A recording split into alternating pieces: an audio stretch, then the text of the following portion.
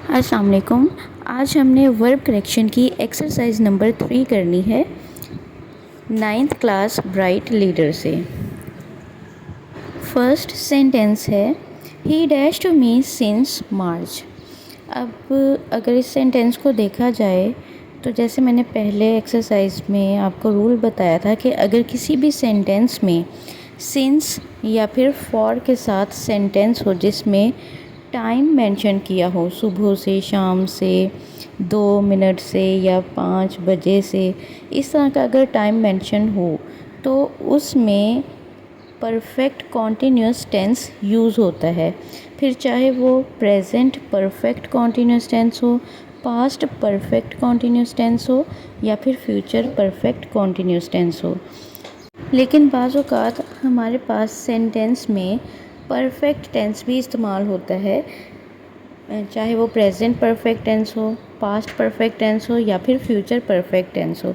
अब यहाँ पर जो ऑप्शन दी हैं उसमें परफेक्ट टेंस वाली ऑप्शन है, यानी has not spoken. He has not spoken to me since March.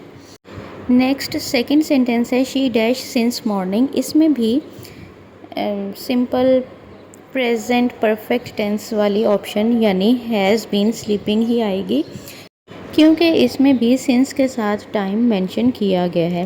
Third sentence है how long you dash here. अब यहाँ पर ये इंट्रोगेटिव सेंटेंस है और आपको पता है कि जब भी क्वेश्चन वर्ड होता है तो उसके फ़ौरन बाद हेल्पिंग वर्ब आता है, लेकिन यहाँ अगर आप देखें तो हाउ लॉन्ग के आगे सब्जेक्ट है। इसीलिए जब हम अपनी ऑप्शन सेलेक्ट करेंगे तो ऐसी ऑप्शन लेंगे जिसमें सब्जेक्ट बाद में आ रहा हो और हेल्पिंग वर्ब पहले आ रहा हो। इसीलिए हमने यहाँ बी ऑप्शन यानी have you been waiting select करना है, क्योंकि हमारा सेंटेंस जो है एक्यूरेट सेंटेंस वो ऐसे ही होगा, how long have you been waiting here. और फोर्थ सेंटेंस भी सेम है, इसमें फॉर के साथ टाइम मेंशन किया हुआ है, he dash in the sun for an hour. अब इस सेंटेंस में फॉर के साथ टाइम मेंशन किया हुआ है तो इसीलिए यहाँ पर हमने हैज़ बीन स्टैंडिंग वाली ऑप्शन को सिलेक्ट करना है। फिफ्थ सेंटेंस है she dash in this office for 7 years. अब यहाँ पर भी फॉर के साथ टाइम मेंशन किया हुआ है 7 ईयर्स का, यहाँ पर भी हम हैज़ बीन वर्किंग वाली ऑप्शन लेंगे।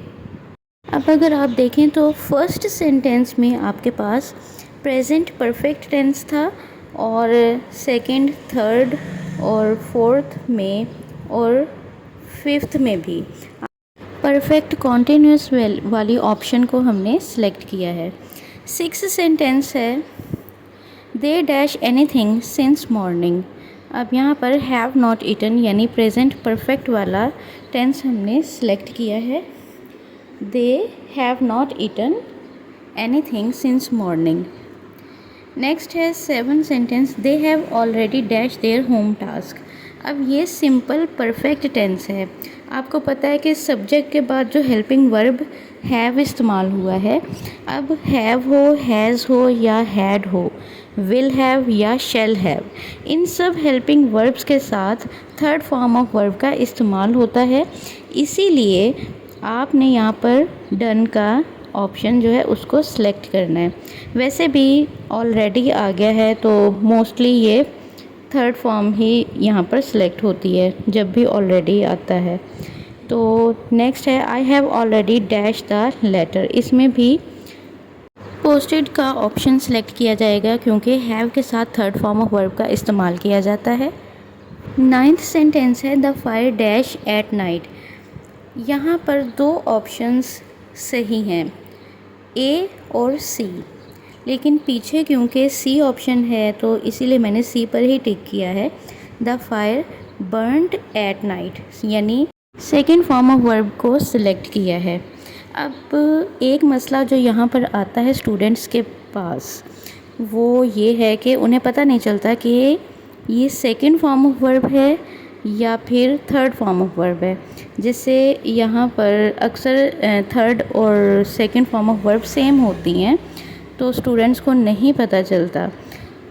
तो जब भी कोई form of verb without any helping verb के यूज़ हो सेंटेंस में, तो वो सेकंड फॉर्म ऑफ वर्ब होती है। और अगर यहाँ पर has, have, had, will have या शैल हैव का इस्तेमाल हो तो फिर उसमें थर्ड फॉर्म ऑफ वर्ब ही इस्तेमाल होती है। अब इस सेंटेंस में क्योंकि कोई भी हेल्पिंग वर्ब नहीं है तो इसीलिए ये सेकंड फॉर्म ऑफ वर्ब है। लेकिन यहाँ पर एक चीज़ और मैं कहूँगी कि यहाँ पर ए ऑप्शन यानी बर्न्स भी ठीक है। The fire Burns at night, यानी आग रात को जलती है। तो ये भी अकॉर्डिंग टू टेंस ग्रामेटिकली ये बिल्कुल ठीक है ऑप्शन। ये अगर कोई स्टूडेंट लगा दे तो ये ऑप्शन भी गलत नहीं होगी। लास्ट सेंटेंस है यू डैश सिंस मॉर्निंग। अब हमारे पास फिर से सिंस वाला सेंटेंस है तो इसीलिए हमने यहाँ पर हैव बीन रेस्टिंग को सिलेक्ट करना है।